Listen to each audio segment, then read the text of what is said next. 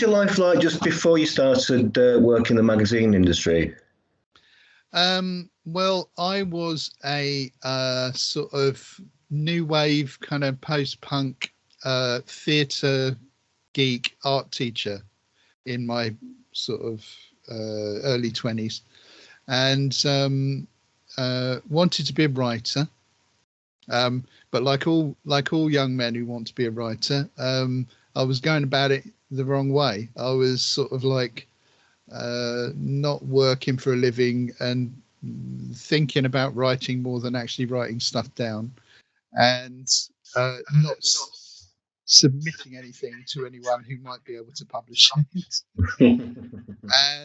and basically doing theatre. So we did lots of I had this local arts centre in Hemel Hempstead called the Boxmoor Arts Centre for Young People, and at that place I taught the summer schools.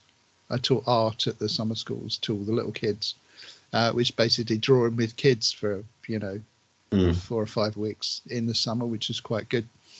Making paper airplanes and stuff, but we also started to make videos and stuff. And I was always a kind of a frustrated filmmaker. I was always kind of wanted to be a filmmaker. But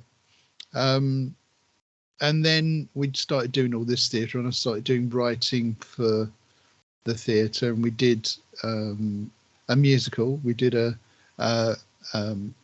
space opera musical, which we did up at the Edinburgh Festival, called Maxine, where in a post-apocalyptic society, a young man falls in love with a robot, and much glam rock ensues. Subsequent to that, a friend of mine, a very close friend of mine called John Malloy, who was a close collaborator for most of his life, suggested to me that I should actually be a writer rather than just goddamn talking about it all the time. And so he introduced me, because Johnny was a real sort of connector. He was like somebody who delighted in joining people together to see what would happen, and to sort of so that they potentially could create wonderful things. And so he introduced me to a guy called Kevin Cox, who wasn't working at Dennis at the time. He was actually working at I think it was Argus Specialist Press, as it used to be called. They used to publish a lot of sort of hobbyist magazines, like railway modelling magazines and stuff like that. And they branched out into computers because that was the new thing. And Kevin was editing a magazine called Software Today.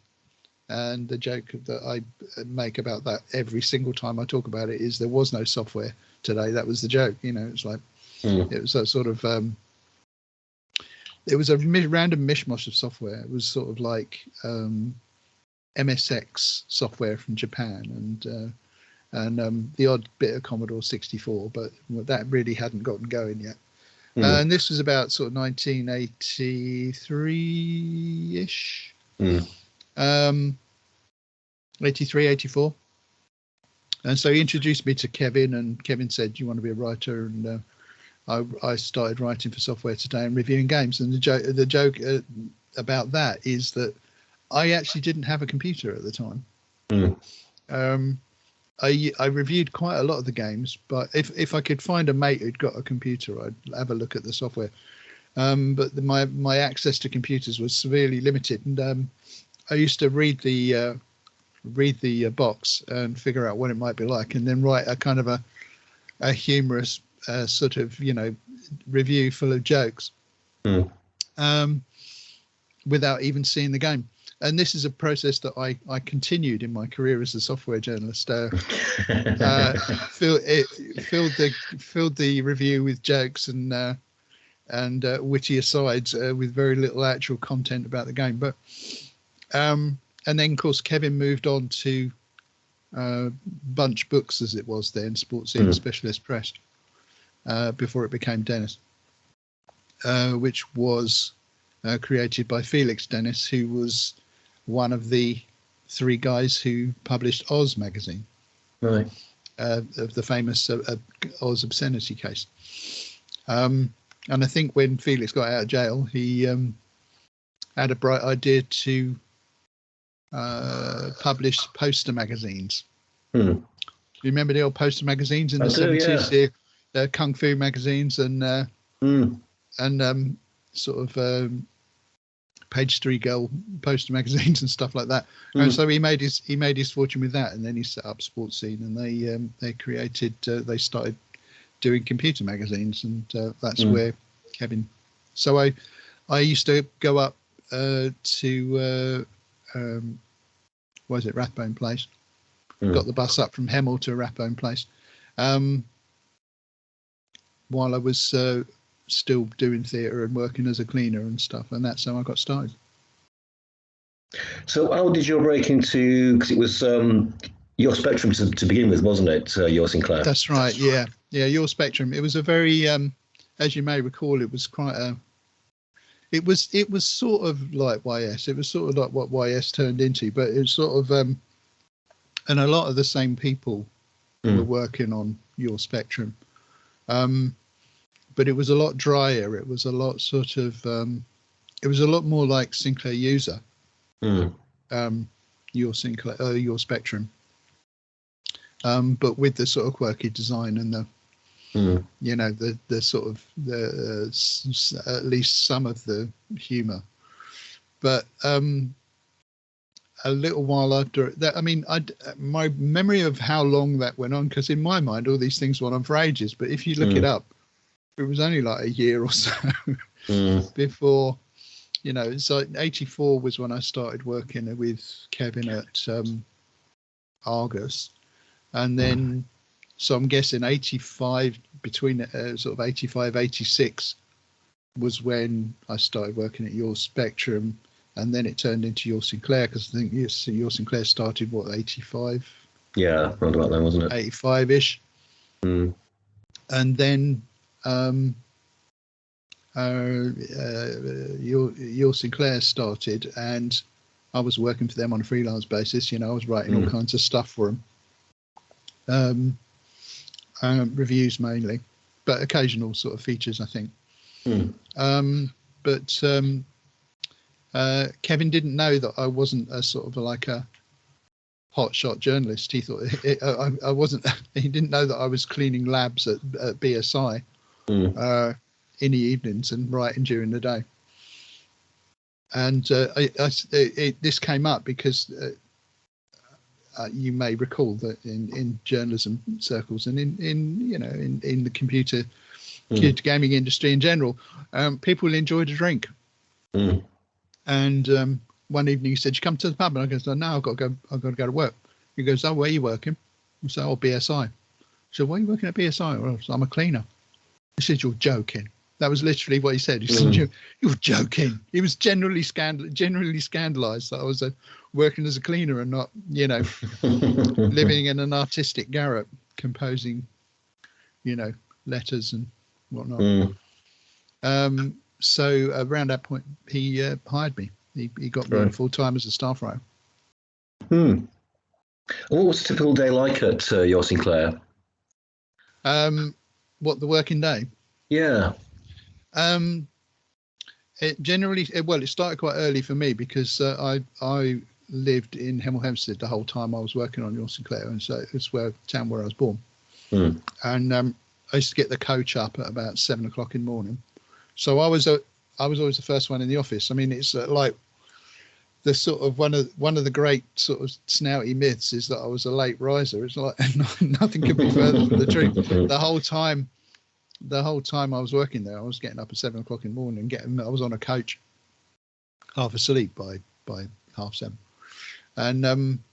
And so round about sort of 8, half 8, I'd get into the office pretty much the first one there. Me and Magic Ron, the cleaner of the YS offices of the time. He was a great bloke. I often wonder whatever happened to him. It was a real sort of cosmic sort of 40-something. Seemed really old to me at the time. 40-something guy who's obviously been around a bit, lived on communes or something, you know, in the 70s, And it was really, we had really lovely sort of complex kind of philosophical conversations in the kitchen at Sports Scene first thing in the morning before everyone else had got in. And I'd be sitting there eating me breakfast and whatnot. And then gradually between 9 and 10, everyone else would kind of filter in because they'd been either drinking or working until the wee small hours. So, and then it was a case of whatever we were doing for the day. So I wrote quite a lot of the magazine as the staff writer. Teresa wrote quite a lot of it because it was basically me and Teresa and Kevin initially, with I think it would have been Sarah Biggs, Sarah Biggs being the production editor. And so Sarah didn't write anything because she was proofing all the stuff that had been written. Kevin wrote very few things. He wrote one or two things, but mainly it was me and Teresa who wrote the bulk of the magazine. Right. And Teresa was because Teresa was just like the staff writer or a staff writer on Your Spectrum. But she was the deputy editor. So she was dep-heading quite a lot, but she wrote quite a lot of stuff. Like she did some stuff, a lot of the front matter and some of the reviews. But there was a point where I was pretty much writing, because there's a lot of pages in the magazine, a lot of adverts, a lot of reviews, and a lot of the reviews were written by other people. A lot of features, some of which were written by me, but mostly they were written by other people. Everything else in the magazine, somebody has to write. It doesn't happen by magic. Yeah. You know, so literally every word had to be typed down by somebody, and there's very little cut and pasting. So because it was in the era before computers, really, even when we were writing about computers, you couldn't make a magazine on a computer. Yeah. So it was all, as you may recall, it was all you type something, somebody typesets that on a posher typewriter. That is then printed out on a sheet of paper, and that sheet of paper is then stuck to another sheet of paper and photographed, right. And then turned into a big film, and that big film is then printed onto a plate, which is then used to print the magazine. So it was all really sort of, old school lithography printing. So but everything that had to be written by someone, and that someone was usually me. So I wrote the all the contents page, the letters page sometimes.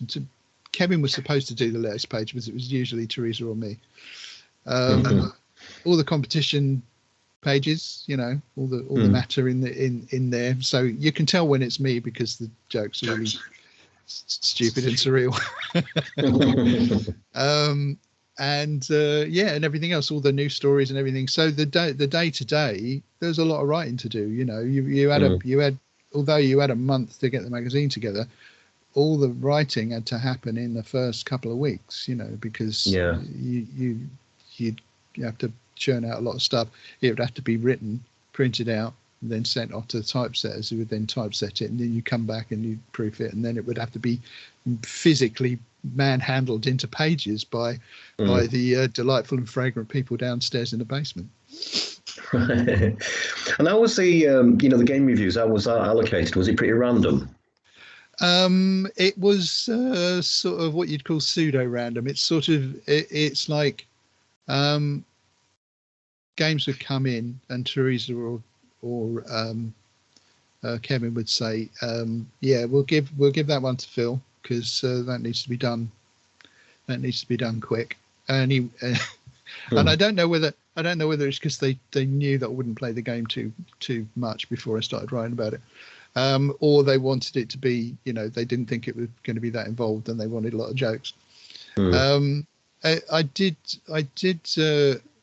I have got this thing with games. I'm not a terribly great gamer. I'm not really good at games.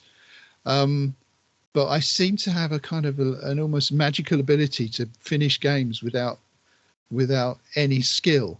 It's like it's like the Force or some shit. It's like there's several games that I've thought, I'm baffled by this. I don't know what I'm doing. I don't know where I'm going with it. And I just keep battering away at it, and I just seem to get through just by sheer force of will. It's quite extraordinary. I'm still not a very good gamer. I do still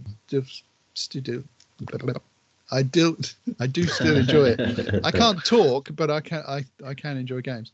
But yeah, so the games were handed out, and a lot of it was about, well, all the contributors, because there's no email or anything. You had to get them on the phone. If you couldn't get them on the phone, then you couldn't, ask them if they wanted to review the game or not. But generally speaking, reviewers would come in. So on a regular day, you'd get John Minson would come in pretty much every day, and he'd sort of fetch up with some delightful story about his girlfriend who was in adult films or something, his new girlfriend who was in adult films, or he'd just been to just Minson was a really massive sort of film buff and wannabe filmmaker, much like myself. But so we bonded over that. But yeah, he'd always come in with some delightful, colourful stories that sounded like they were not true, but probably were. And Max Phillips as well, because he was dating Sarah Biggs, the production editor. So Max was in quite a lot. Max Phillips, he kind of half lived at the office, which was handy because he did a lot of technical stuff for us, like hooking up the Spectrums to actual printers, which was quite handy for the listings and whatnot.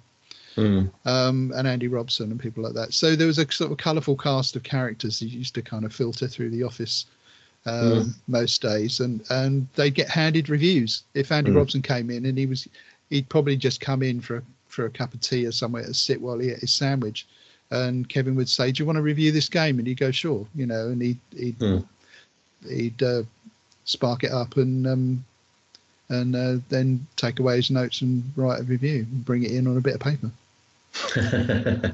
How did he work with Mike Gerard, the adventure guy? Did he post things in, or did he come into the office? Mike generally came in. Yeah. Usually he came in to pick up the game, and then he came back to turn in his copy. And I think I'm not quite sure how, because the illustration of the magazine, especially initially, was really quite difficult, because obviously a Sinclair Spectrum is not a connected modern computer. You can't just snap a screenshot and email it to us. You've got to go through very sort of convoluted means. And I think we had this way of printing out screens. I seem to remember that Mike's stuff had really crappy looking sort of Spectrum printouts for the most part of the screens, and they were all kind of black and white. But yeah, Mike used to turn up quite often. He's a lovely guy, Mike Gerard. I always think of him very fondly. Are there any games that you look back on now and think I probably gave that too low a review in retrospect? That would never be said of me. Yeah. In fact, I was incessantly being told off for marking too high. Right. If anything, I would, if it was a really crappy game, it's probably, optimism on my part, but it's like I was always mark things too high, and Marcus and Kevin and Teresa were always berating me for marking too high. So yeah, I'd never given a game a low mark. Never been embroiled in a controversy about banning a game. Because there's always something good to find in there's always something good that you can find in a bad game. But they were always much more. I mean, Kevin came from a sort of a standpoint of old. He was an old newsman, and so sort of like a proper journalist, not like the rest of us, right? Fuzzy fucking freaks, But yeah, he was an old newsman, so he was a lot more objective and a lot more sort of like, I want to get to the truth and the truth of the news. And so, whereas I was all very, from coming from a sort of theatre and art background, I was all sort of airy-fairy, so, well, it's not as good as some games, but, it's, so, yeah, there was a sort of a search for objective truth on one side and fuzzy freaks on the other. So, So I remember that episode of the Sinclair User piss take. The Unclear, was it Unclear User? Yeah. Yeah, who came up with that idea? Because didn't they forced you to withdraw them, didn't they? Yeah, I believe they did. My memory of that's a little bit fuzzy, but Unclear User, it sounds like that to me sounds like a Kevin pun to me. Right. That sounds like a Kevin pun to me, or it was the product of a round table discussion, of which we had many, our meetings, where we just kind of sit and drink really strong coffee and gibber incessantly about. We'd sort of brainstorm it, and that sounds like a brainstormer. And yes, they did take that joke very poorly. I seem to recall.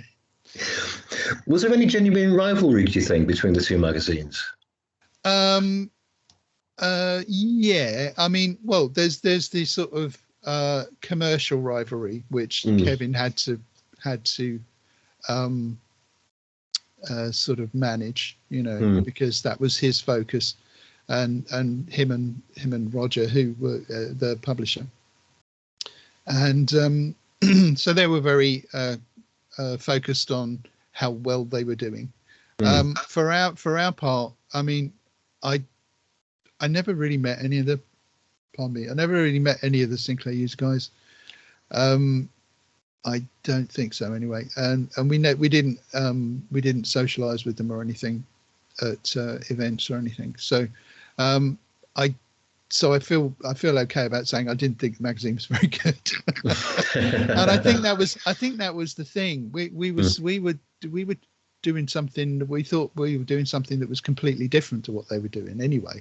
So it wasn't so much a rivalry as we just thought, being young and egotistical, we just thought what we were doing was brilliant and what they were doing was crap. It was more difficult with Crash because Crash and Zap, because we actually quite liked those guys and they were always really fun, and the rivalry was much between them and us was much better, much funnier, because we were all kind of in on the joke. We all enjoyed each other quite a lot, and also Graham Kidd, who used to be a newsfield person, was latterly a Dennis person, and I worked with him on Computer Shopper and stuff. So the links between Newsfield and Dennis were quite tight. So any rivalry between us and them was entirely manufactured. and also the fact that they on times they were doing way better than us. So well, you eventually worked on the game, the adventure game Fish. How did all that come about? Well, once again, that was my guardian angel, the dearly departed John Malloy, who, having introduced me to Kevin, he went off to work with. He went off to insert himself into the lives of people he admired, is what he basically did his whole life. And he, in this instance, he befriended Magnetic Scrolls because we were big fans of their. Johnny and I were very big fans of adventure games in general, and Johnny inserted himself into the lives of the people at Magnetic Scrolls, so Hugh Steers and Ken Gordon and Anita Sinclair. And Johnny came up with me on the bus one morning on my way to work at Your Sinclair, and we were sort of desperate to come up with ideas for adventure games, and I just thought it was pointless because we could never come up with anything that was even vaguely interesting. But we said, well, what's the he postulated, John said, what would be the worst start for a adventure game? What would be the most tricky position to put yourself in to begin an adventure game? To which I said, well, you could be like a fish in a goldfish bowl who can't remember anything for more than a couple of minutes. and we sort of said, okay, well, how would you, it's kind of like that you get out of that kind of thing. You know, it's like, okay, well, what, how could you get out of that? How could you form that into the beginning of the game? And so we formulated the idea of sort of portals, and the fact that the guy wasn't a fish, he was somebody in the brain of a fish, who sort of ported into the brain of a fish. And as it turned out, there were also fish people, but that was just my thing, because I was enjoying the Fish People comic at the time. And and you know, the portals, and you know, you could develop the game from there. And Johnny had much more of a grasp of the sort of gestalt of adventure games and how they work, and the mechanics of the games and stuff, and puzzles, which I love puzzles, but I'm absolute shit at them. I just can't, you know, I just can't maintain that kind of focus on those kind of logical problems. And this was a jolly sort of hour trundling up to London on the coach, and we laughed a lot. And when we got off the coach, he said, "Do you mind if I like pitch this to Magnetic Scrolls?" And I was like, "Sure, you know, sure, knock yourself out, buddy." Thinking, you know, I was idly thinking, yeah, it might be good, but you know, I've thought that a lot in my life, and nothing's ever come of it. So I was like, yeah, go on, whatever, and went to work, thought nothing of it. Literally that evening, he called me at home and said, yeah, they love it, but they want you to come in so that we can sort of talk over the details. It was literally as simple as that. It was like, oh my God, you know, now we've got to come up with a game. So that was the start of it. And over the weeks, as is usual with me, I was very I'm very kind of ADHD. I do brilliant beginnings, absolutely brilliant beginnings, but sustaining it, you know, sustaining the creative energy towards the end is quite difficult. So we had a lot of meetings. I got a friend in called Pete Kemp, who's one of Johnny's friends, who was a sort of adventure gamer, and just somebody who's good to be around as a sounding board.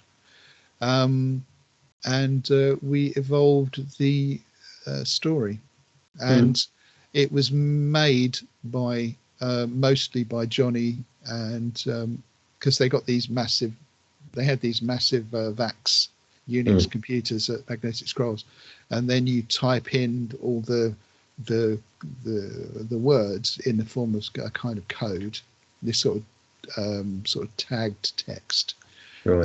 And then it puts all that in the arrays, and then it plays the game. And Johnny and Rob Steggles did most of that, because I could have probably got my head around it, but I didn't have the time. I was working on YS at the time, so I didn't have a lot of space in my head. And so that's how it developed. Later on, Johnny got really annoyed with me because I wasn't really contributing much, and although I'd contributed a lot of energy and original ideas to the original thing, I wasn't contributing much to the meat and potatoes of the game. So I went in one evening when they were all there, and I basically kind of typed a million jokes and ideas into the text, without any consciousness of how this would impact the mechanics of the game. And to the sort of fury of Johnny and Rob, who then came in and said, "We've now got to unpick about half what you did, because you came up with these bright ideas about where this should branch off to, and there's nowhere for it to go. It was working perfectly until you started being creative." So yeah, it was an uppy downy kind of journey doing Fish, but I'm really pleased with how it turned out. I'm really pleased with what we achieved, because I think I had a thought that we might be doing something slightly different, you know, because I know a little bit about adventure games. I played a ton of them with Johnny, and I had a feeling we were doing something different, and it was it was one of the joys of my life that lots of people agreed with that. You know, that lots of people did, and we even won an award for it. I didn't remember until fairly recently that we actually won a golden joystick for it. So back in the day, before it was an 800 quid gold statue of a joystick and was just a little bit of A4 paper in a frame.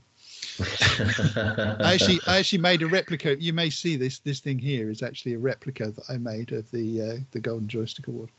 Oh, okay. Is there anything you'd have changed on Fish, looking back? Anything I would have changed? Yeah.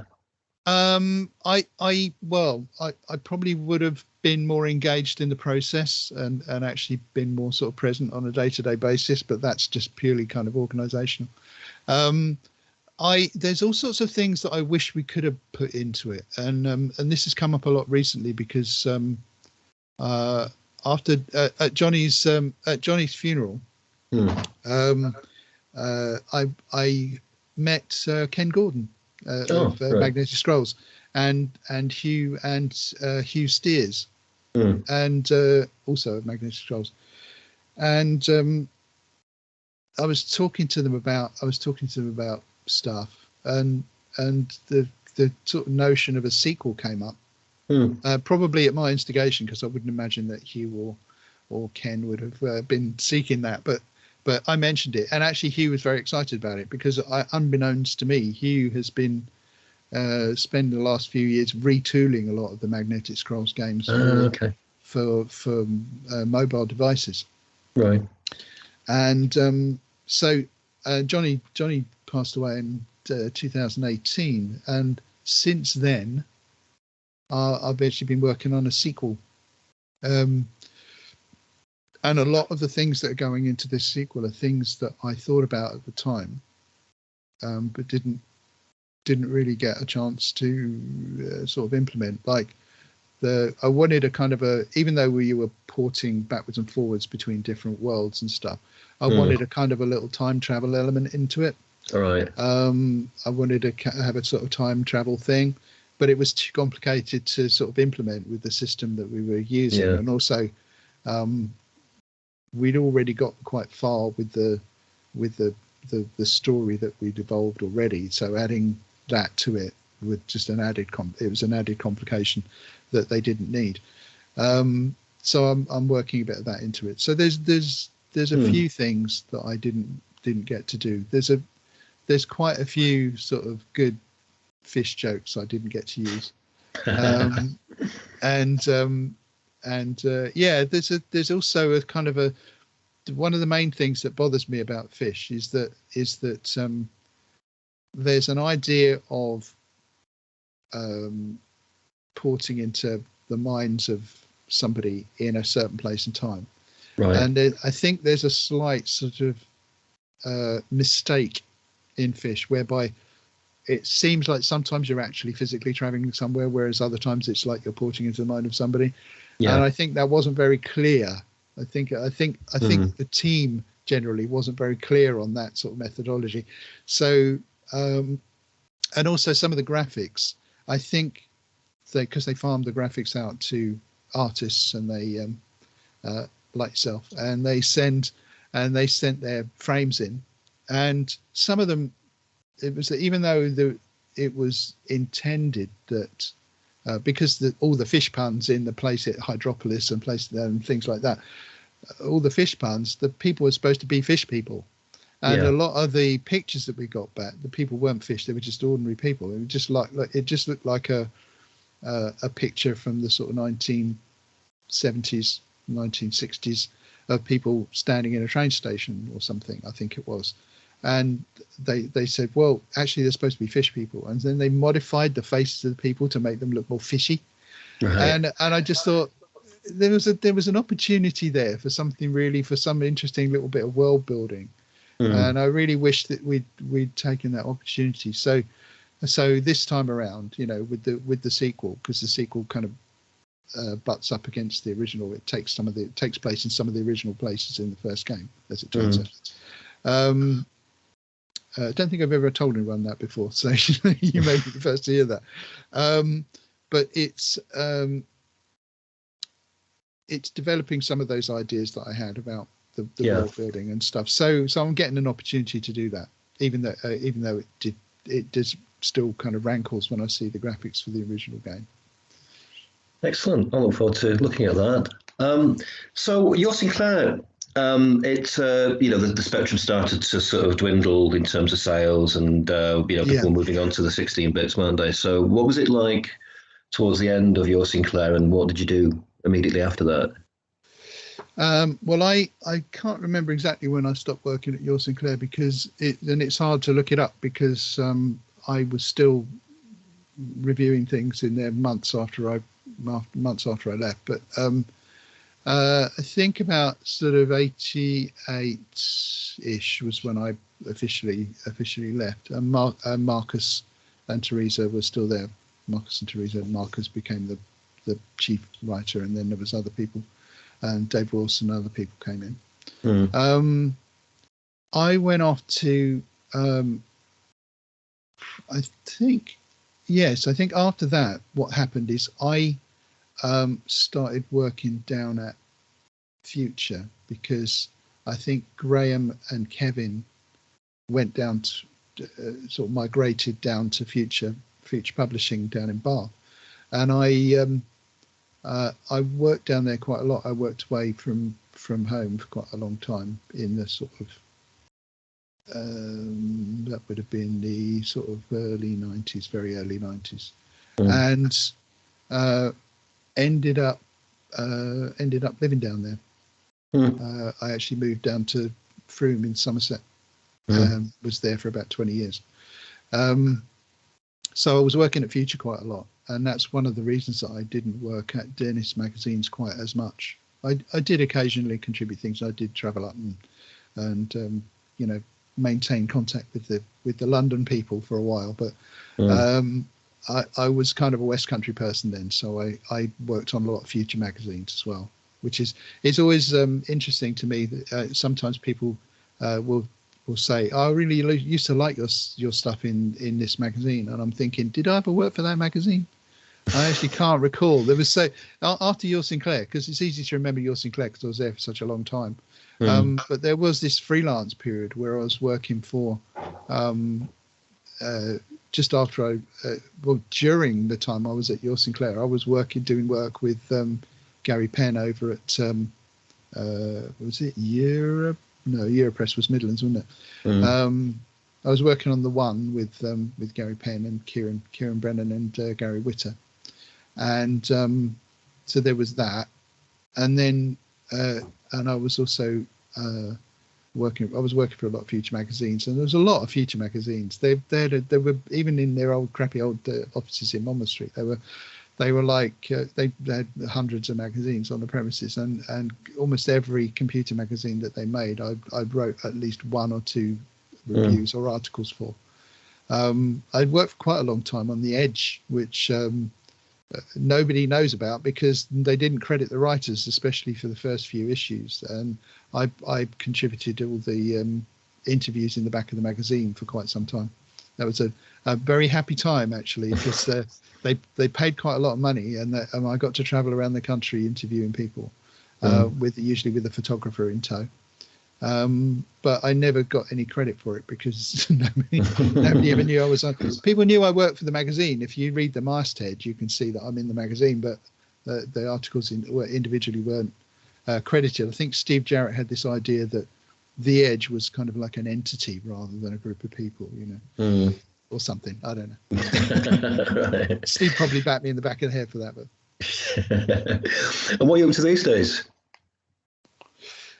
These days, well, it's been a long, convoluted path to these days, I'll tell you. I after sort of freelancing and whatnot, I fetched up in Bristol, and I was working for a company called MapMags, who did Microsoft's the magazine for the Microsoft Developer Network. Right. So I did that, did some web design for them and also some writing, and we traveled around. That was a brilliant job because we got to go to all the Microsoft conferences sort of year on year, and that was wonderful. And after that, I've got a note here. Oh yeah, Disney Channel. I worked for Disney Channel for a while, doing websites and animations and stuff, which was fantastically lucrative. I can't explain how much money they were throwing at me for that. It was superb. And I got to take my kids to the Lion King and stuff. That was really good when they were little as well, which is fantastic. And then I went into, because of my theatre background and the fact that Matt Maggs was actually located in the recording studio owned by the Bristol Old Vic Theatre School. I got a job at the old Bristol Old Vic Theatre School for 7 years in the sort of noughties, wrangling their computers and teaching filmmaking to first year techie students. And so I was out of writing for quite a long time. You know, in the in-between times, I was animating and teaching and doing all sorts of stuff like that. So when all that came to a close, I called up Dave McCandless and I said, how do you get back into writing these days? There doesn't seem to be any magazines or anything that I can write for. And even if there are, they were asking me to write about things I don't really, you know, it's not really my kind of thing. And he said, well, you know, people don't write for print magazines anymore. They write for blogs. I was like, oh, that's new. I'll have a go at that. And believe it or not, people do pay you to write for blogs. So for at least the last sort of 10 years or so, I've been writing for blogs. One blog in particular, which is Make Tech Easier. And I've also get to use my filmmaking skills because and voiceover acting skills because I do a lot of the videos that they do on their YouTube channel. And I ran their YouTube channel for quite a while, and we built it up quite a lot. So that's like my day job.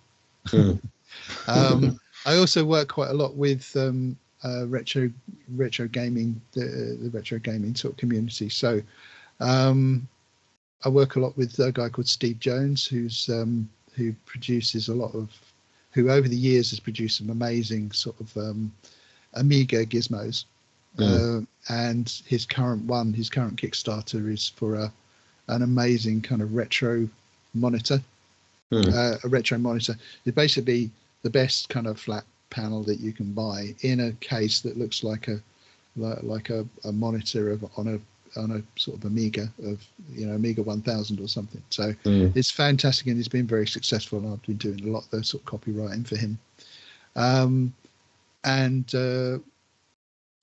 What else have we been doing? So it's may take easy and whatnot. I've also much like yourself, I kind of restyled myself as a writer of books. Something I've always wanted to do.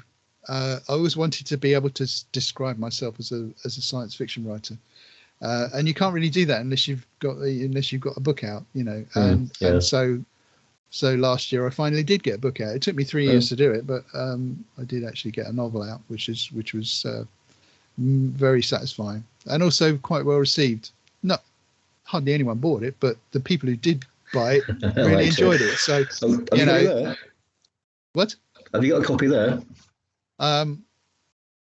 Not nearby. I can run and grab one and waggle it at the camera. Yeah.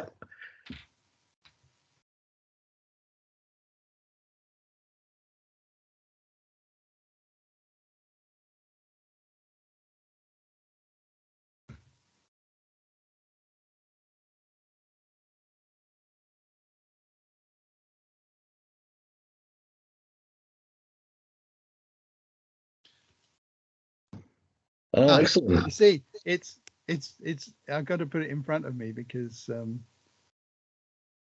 background fuzzes it out. A Mind for Mischief by Philip Y, and I write under the name Philip Y for fiction because obviously I've written under Phil South for a lot of non-fiction, you know. Yeah. So I figured I'd have a fiction pseudonym. Right. Cool. And it's a family name, so you know I can use it. I'm you know, I liked the experience so much, I'm working on another one. So that's a good thing. And also doing music. under the title The Sinatra Test, which I seem to basically only make music for a handful of people who buy the records. It's old-fashioned to me to call them records. I always think of them as records. Yeah. So I listen to a record. I don't listen to a stream I listen to records, man. Yeah, and also I do lots of kind of like it seems to be like every 3 years I do a session on Mark Whitby's Dandelion Radio Show, and that seems to be like my musical career, like right there. That seems to be all I do. But it's fun. I still do it, and I've got another album coming out soonish. But, Excellent. But yeah, it's mostly kind of blogging and video making, right, and copywriting, which is great. Not much reviewing. I review bits of software for the blog, but it's not quite the same as reviewing games. Reviewing games is a very definite thrill, but